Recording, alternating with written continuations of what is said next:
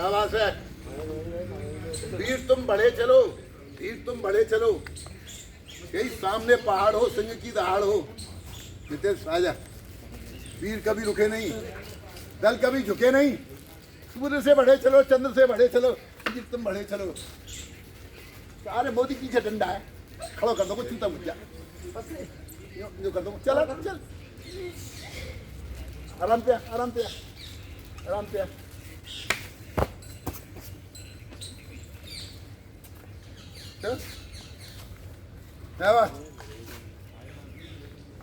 अरे मैं सब देख लिया, तुम बड़े हरामी हो तुम। क्या बात बेटे, छोटू छोटू पहलवान अखाड़ा गोपाल आश्रम गांव कुमरपुर, आपके सामने देखो ये है। बहुत बढ़िया, बस आजा। क्या बात, बहुत बढ़िया।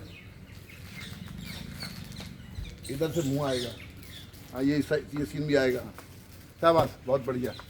चल बेटे चल जल्दी। ये जो प्रशिक्षण चल रहा है इसको क्या क्या कहा जाता है? ये रस्से पे चढ़ने से हाथों में पावर आती है। कुश्ती लड़ने में हाथ बढ़ते नहीं है। जैसे कुश्ती लड़ते लड़ते किसी के ये हाथ थक जाती है, तो ये अगर रस्सा चढ़ने वाला होगा तो उसके पूरी कुश्ती में कभी ये थकेंगे नहीं। हाथों में इतनी स्टेप आ जाएगी कि जिसकी भी उंगली तुम पकड़ोगे, तुम ही दबाओगे, वो नहीं दबा पाएगा।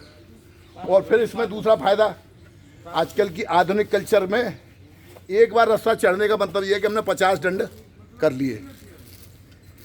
50 दंड करने में कम से कम इसको 3 मिनट लगेंगे, और एक बार रस्सा चढ़ने में ज़्यादा से ज़्यादा 30 सेकंड 20 सेकंड। तो समय भी बचता है और कम समय में अच्छी पावर वो करना। तो इसमें ऊपर चढ़ने में ज़्यादा शक्ति का इस्तेमाल करना होता है या नीचे उतरने में, इसको किस तरीके से संतुलित करना होता है? ऐसा है कि दोनों चीज़ में बराबर ही होता है, लेकिन चढ़ने में थोड़ी शक्ति ज़्यादा लगानी पड़ती है। अगर उतरने में जैसे किसी पर चढ़ना नहीं आता है तो हम थोड़ी सी उसको छूट देते हैं कि थोड़ा सा पैर उसमें टच करके वो चढ़ जाए, और फिर जब उतरेगा तो पैरों को विदाउट लेग, जब विदाउट लेग उतरेगा तो सीख जाएगा। तो ये जो प्रशिक्षण है इनके जब ये अपने प्रतिद्वंदियों के साथ पहलवानी करेंगे तो उसमें किस तरीके से ये काम आएगी? रस्सा अगर चढ़ने वाला कोई पहलवान होगा तो लंबी कुश्ती, अगर 30 मिनट की भी कुश्ती होगी तो नहीं थकेगा, 40 मिनट की कुश्ती होगी तो भी नहीं थकेगा। जीता जागता उदाहरण आपके सामने मैं खड़ा हुआ हूँ। 1.25 घंटे कुश्ती मेरी हुई थी बेलगांव में। 25-30 बार रस्सा चढ़ता था मैं, नॉन स्टॉप 1000 उठा बैठी करता था। अभी ये तो बच्चे हैं सब, ये तो क्या है, अभी इनका स्टार्टिंग है। जिस दिन ये पोजिशन पर आ गए, भारत केसरी है। आज के भारत केसरी में और हमारे टाइम के भारत केसरी में जमीन और आसमान का अंतर आ गया है। हम लोगों के अंदर में जो ताकत थी वो आजकल के भारत केसरी में नहीं है।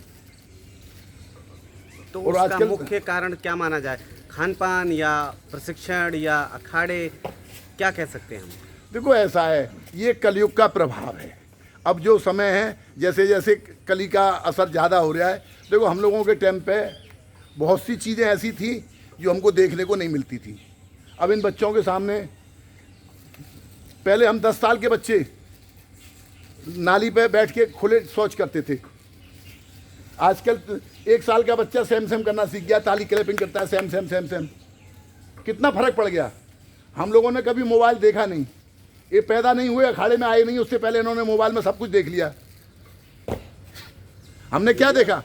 20-20 साल के हो गए, तब तक हम ये नहीं जानते थे कि शादी क्या होती है, परिवार क्या होता है। इन लोगों को हमारे अखाड़े पे पीछे ज्वाइन करते हैं, सारी चीज़ इनके भीतर भरी हुई है।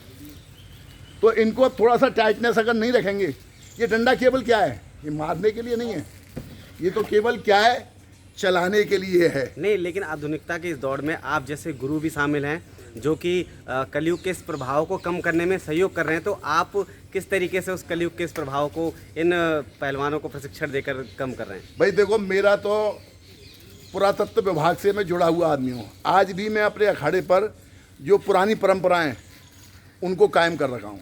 आज दुनिया के अखाड़ों पर चले जाइए, कोई भी बच्चा अखाड़े पे जाता है, सबसे पहले उसका पॉकेट लूटते हैं अखाड़े वाले। हमारे यहाँ पर ऐसी कोई बात नहीं है। हमारे यहाँ पर तो बच्चों को केवल प्रशिक्षण दिया जाता है और गुरु और शिष्य का नाता क्या है उसके बारे में बताया जाता है।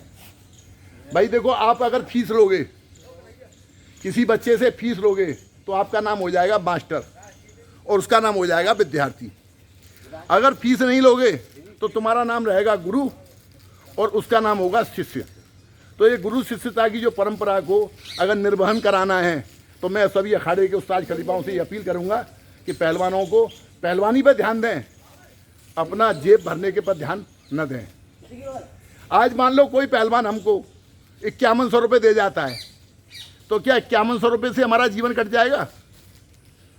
उससे क्या होगा कि अगर मान लो कि एक बच्चे ने 5100 रुपये दिए, अब हम कल उसको दाव बता रहे हैं और दूसरे बच्चे ने हमको दिए 50 रुपये, तो वो क्या सोचेगा कि अगर हम 51 से देते तो गुरुजी शायद हम पे ज़्यादा ध्यान देते। इसलिए मेरे यहाँ पर गुरु शिष्यता के नाते गरीब और अमीर सब एक समान है। मेरा शौक़ है भाई, मैं जिन पहलवानी को कर चुका हूँ, जो उपलब्धि मुझे हासिल नहीं हुई, मैं उन उपलब्धियों को इनके द्वारा हासिल करना चाहता हूँ। ये मेरा लक्ष्य है। अभी हाल के दिनों में जैसा कि गर्मी भी है बहुत, जगह जगह चूँकि स्कूलों की छुट्टियां भी पड़ी हैं तो जगह जगह व्यायामशालाएं खुल चुकी हैं और वहां पर एक से एक नए प्रशिक्षु जो अध्यापक हैं, शिक्षक हैं, वो अभ्यास भी करा रहे हैं।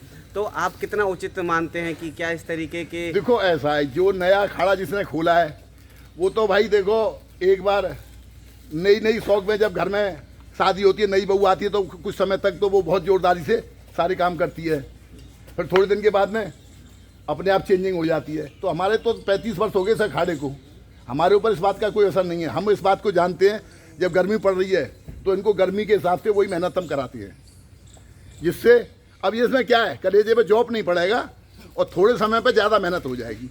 अभी मैं अगर इनसे दंड बैठक करवाऊँगा 500, तो 5 से दंड कराने के लिए 1 घंटा चाहिए मुझे। ये इस काम को मैं 10 मिनट में करा दूंगा, तो बच्चों के लिए 10 मिनट में आराम से कर लेंगे और ये बढ़िया है। अब इसके बाद में भी और काम होगा, ये तो अभी स्टार्टिंग है।